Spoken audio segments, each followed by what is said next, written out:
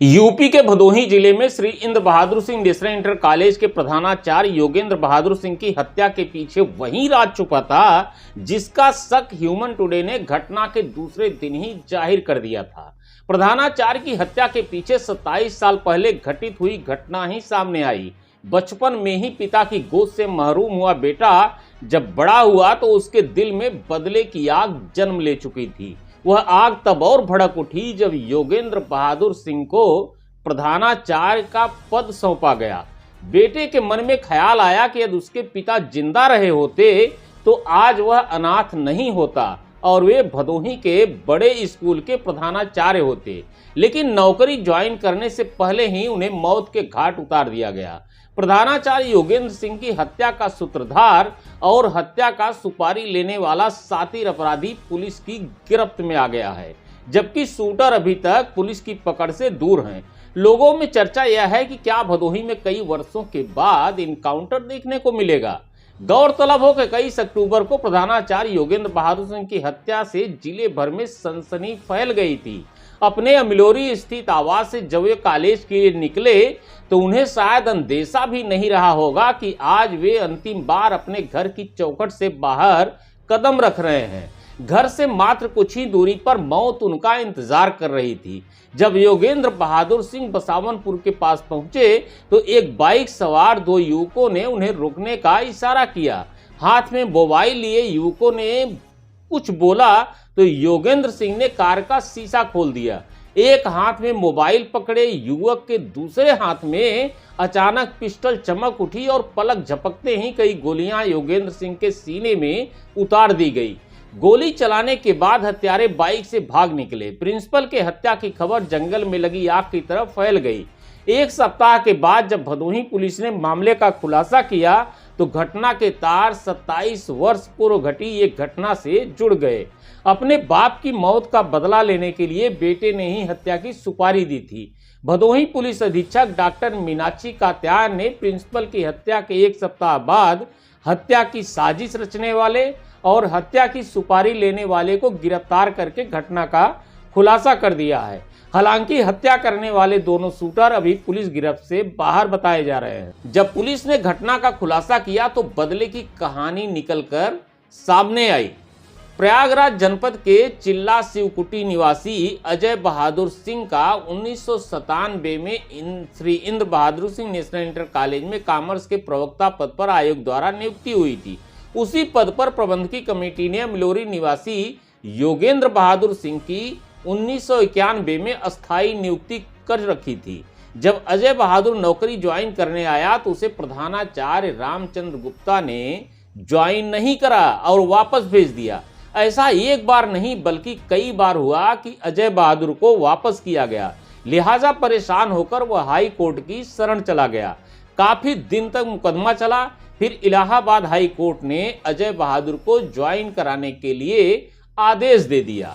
जब वह गोपीगंज ज्ञानपुर मार्ग पर स्थित सिंहपुर नहर पुलिया के पास पहुंचा तो उसकी गोली मारकर हत्या कर दी गई। इस मामले में मृतक योगेंद्र बहादुर सिंह और उनके भाई अनिल सिंह को आरोपी बनाया गया था। 5 साल तक मुकदमा भी चला लेकिन पुलिस पर्याप्त साक्ष्य नहीं दे पाई। लिहाजा वर्ष 2002 में साक्ष्य के अभाव में प्रिंसिपल और उनके भाई अनिल सिंह को कोर्ट ने बाइज्जत बरी कर दिया। अजय बहादुर की हत्या का आरोप इसलिए लगा था कि उसकी मौत का सीधा लाभ योगेंद्र सिंह को मिल रहा था। यदि वह प्रवक्ता पद पर ज्वाइन कर लेता तो योगेंद्र सिंह की नौकरी छिन सकती थी। 27 वर्ष पूर्व घटी घटना फिर चर्चा में आ गई है क्योंकि प्रधानाचार्य की हत्या का तार पुलिस ने सीधा उसी घटना से जोड़ा है। अजय बहादुर सिंह की बेटे सौरभ सिंह और रुदापुर फाफा मऊ निवासी मोहम्मद कलीम को गिरफ्तार किया गया है। कलीम वही व्यक्ति है जिसे प्रिंसिपल के हत्या की सुपारी 5 लाख में दी गई थी। पुलिस को दिए गए बयान में सौरभ ने बताया कि जब मेरे पिता की हत्या हुई थी तब मैं 5 महीने का था। मैं जब बड़ा हुआ तो माँ ने मुझे पिता की हत्या के बारे में विस्तार से बताया। इसके बाद मैंने पूरे मामले के बारे में पता किया, वकीलों से भी बातचीत की। जब मैंने पूरी बातों का पता लगा लिया तो मुझे लगा कि मेरे पिता के साथ अन्याय हुआ था। उनकी हत्या योगेंद्र बहादुर और उनके भाई अनिल सिंह ने ही की थी। मैंने भी बदला लेने के लिए प्रिंसिपल की हत्या की पूरी साजिश रची। सौरभ का कहना है कि मैंने कलीम समेत 3 शूटर्स को हायर किया। कलीम को मैं पहले से जानता था, वह प्रयागराज के फाफा मऊ का रहने वाला है। 35 साल के कलीम पर 12 मुकदमे भी दर्ज हैं। मैंने कलीम को 5 लाख रुपए की सुपारी दी। 2 शूटर अलग अलग जगहों पर प्रिंसिपल के गांव और विद्यालय की रेकी की। पहले 19 अक्टूबर को प्रिंसिपल की हत्या का प्लान था, लेकिन हम लोग सफल नहीं हो पाए। 21 अक्टूबर को सुबह बाइक सवार 2 शूटर प्रिंसिपल के घर पर और 2 शूटर कॉलेज के पास थे। सौरभ शिवकुटी में घरों के नक्शे बनाने का काम करता है। सौरभ सिंह की उम्र 28 साल है। उसके परिवार में मां और पत्नी है। एक बहन है जिसकी शादी हो चुकी है। एसपी डॉक्टर मीनाक्षी कात्यायन के अनुसार जब सौरभ सिंह छोटा सा बच्चा था तब उसे घटना के बारे में कुछ नहीं पता था, लेकिन कुछ महीने पहले उसे एक फाइल मिली जिससे भदोही के नेशनल स्कूल में प्रवक्ता के पद पर नियुक्ति और कॉलेज जाते समय हत्या की बात पता चली। अपने पिता की मौत का कारण पता चलते ही वह बदले की आग में जलने लगा। उसके दिल में जल रही बदले की आग में चिंगारी तब और भड़क उठी जब इसी वर्ष जुलाई में योगेंद्र बहादुर सिंह को प्रधानाचार्य पद का दायित्व सौंप दिया गया।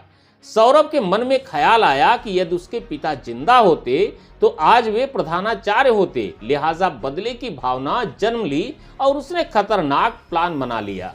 अपने मित्र कलीम से मिलकर प्रधानाचार्य योगेंद्र सिंह के हत्या की साजिश रच डाली। योगेंद्र सिंह की हत्या के बाद पुलिस ने जांच शुरू की। पुलिस की 5 टीमें गठित की गई। सूत्रों की माने तो इस हत्याकांड के खुलासे के लिए प्रयागराज एसटीएफ भी जुटी हुई थी। जांच की मॉनिटरिंग लखनऊ से हो रही थी। जांच टीम ने स्कूल से लेकर परिवार और पड़ोसियों तक से बातचीत की, लेकिन हत्या की कोई वजह नहीं मिल पा रही थी। इसके बाद पुलिस ने जिस दिशा में शूटर्स भागे थे उधर 80 किलोमीटर तक 200 सीसीटीवी फुटेज खंगाल ली। एक फुटेज में पुलिस को शूटरों की फोटो मिल गई। पुलिस टीम ने प्रयागराज और आसपास के जिलों में मुखबिर एक्टिव किए। फोटो किसकी है इसका पता लगवाया। पुलिस हत्या की सुपारी लेने वाले कलीम तक पहुंच गई। कलीम ने कबूल किया कि उसे हत्या करने के लिए सौरभ ने ही सुपारी दी थी। फिलहाल जिले के सबसे सनसनीखेज मामले का खुलासा पुलिस ने कर दिया है, किंतु हत्या करने वाले शूटर अभी पुलिस गिरफ्त से बाहर हैं। अब पुलिस शूटरों को कब तक खोज पाती है? फिलहाल लोगों में एक चर्चा यह भी है कि जिस तरह भदोही में कई वर्षों के बाद दिन दहाड़े गोलियां बरसाकर अपराधियों ने पुलिस को चुनौती दी है, उसी तरह कई वर्षों बाद क्या भदोही में एनकाउंटर भी हो सकता है।